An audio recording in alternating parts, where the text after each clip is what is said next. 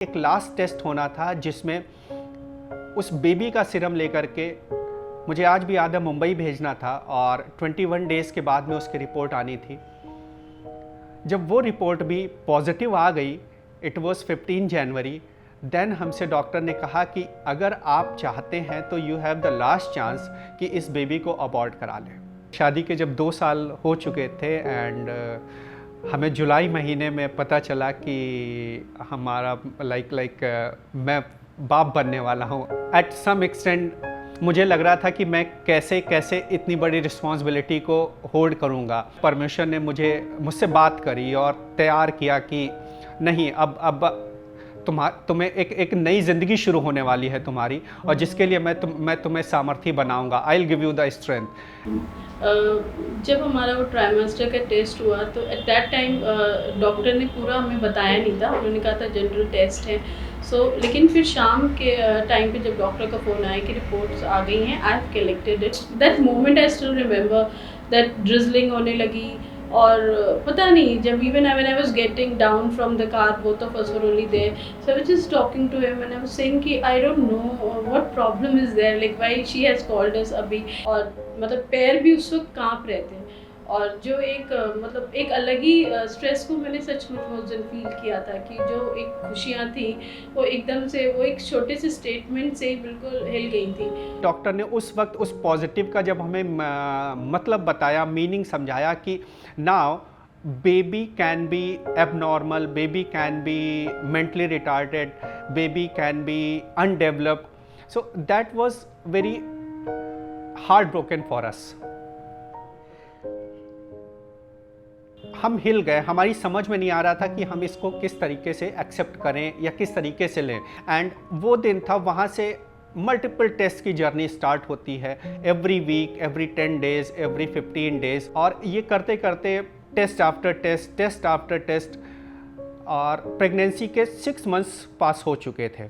इतना मतलब mentally stress इतना ज़्यादा थे कि वी वर जस्ट थिंकिंग कि अगर बच्चा अब नॉर्मल होता है सो हम फिर कैसे उसकी देखभाल करेंगे, क्योंकि मैंने अपनी जो सराउंडिंग में देखा था, जब बच्चे स्पेशली एबल्ड होते हैं दे नीड एक्स्ट्रा केयर। बहुत सारे ऐसे टेंशन्स थी कि how will I manage, how I am going to look after the baby, और क्या होगा। There were so many things which were coming in my mind कि mentally there were so many things जिसकी वजह से मतलब the stress can be seen fully, ऊपर से लेके नीचे तक कि हाथ अगर लिखने के लिए कुछ पेन उठा रहे हैं तो हाथ कांप रहा है और पैर शिवर कर रहे हैं। मतलब अगर किसी चीज़ के लिए उठना भी है तो एकदम से द मोमेंट चेंज्ड। हमने परमेश्वर के साथ पूरी तरीके से समर्पण किया, और मुझे लगता है कि हमारे जीवन का, शालिनी के लिए, मेरे लिए, उससे आशीषित समय नहीं था। उसका रीज़न सिर्फ ये था कि हम दोनों ही एक दूसरे से अपने अपने उन टीयर्स को छुपा रहे थे। And believe me, one afternoon हमारे साथ शायद वो डॉक्टर ने बोला कि जो शायद हम प्रिपेयर नहीं थे जिस चीज़ को सुनने के लिए। When we reached home and we prayed about it, and at that time when I opened the Bible, Psalm 121 came before me. Where does your help comes from? And then we got the answer that we should not share with anyone. We should go with the flow what Lord has decided for us. And if it's a special child also, it's a gift from Lord Jesus Christ. सो परमेश्वर ने हमें सामर्थ्य बहुत दी। और एक चीज़ और mention करना चाहूँगा कि नो डाउट वो बहुत चैलेंजिंग टाइम था हमारे लिए, बहुत टफ टाइम था as an couple, as an family. मन में एक बहुत शांति थी कि हर पल हम एक आवाज़ को सुन सकते थे कि परमेश्वर हमसे कह रहा है कि तुम परेशान ना हो, सब कुछ अच्छा होने वाला है। 23 मार्च होती है, मॉर्निंग होती है, और हम लोग सुबह 7 बजे के करीब होली फैमिली पहुंचते हैं। अराउंड 5 o'clock डॉक्टर साहब का फिर फ़ोन आता है। इनफैक्ट वो बोलती हैं कि मैं अभी घर जाने से पहले चैपल जा रही हूँ और आप कहीं जाइएगा नहीं, मैं घर जाते वक्त आपसे मिलूँगी। After 2 hours she came from the chapel, और चैपल से आकर के उन्होंने कहा, आशीष मैं आज और इसी वक्त इनका ऑपरेशन करूँगी।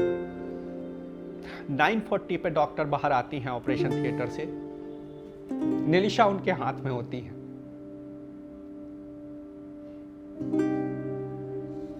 Doctor was crying badly, and after seeing the baby, I started crying. हम दोनों ही रो रहे थे। एंड डॉक्टर ने ये बात बोली उस वक्त, द मोमेंट उन्होंने मुझे फेस किया, कि परमेश्वर ने तुम्हारे बच्चे को बदल दिया। मॉर्निंग तक रिपोर्ट्स आ गई कि बेबी बिल्कुल नॉर्मल है, कोई भी प्रॉब्लम नहीं है। And we were just amazed, क्योंकि वो जो 9 मंथ्स की जर्नी थी, शुरुआत एक बहुत मेंटल टेंशन, मेंटल स्ट्रेस, रोने से हुई, और उसके बाद जो एंड रिजल्ट था वो मतलब बहुत बड़ी ब्लेसिंग परमेश्वर की थी। सो जो पूरी जर्नी थी, that's a amazing journey, and we could, हमने वो उस ब्लेसिंग्स को परमेश्वर की महसूस किया है कि किस तरीके से जब आप पूरी तरीके से सरेंडर कर देते हैं परमेश्वर की हुजूरी में, तो परमेश्वर कुछ भी कर सकते हैं। But he want us completely, वो इफ बिट एंड पीसेस में नहीं चाहते हैं, और दैट हमने वो एक्सपीरियंस किया उस टाइम पे।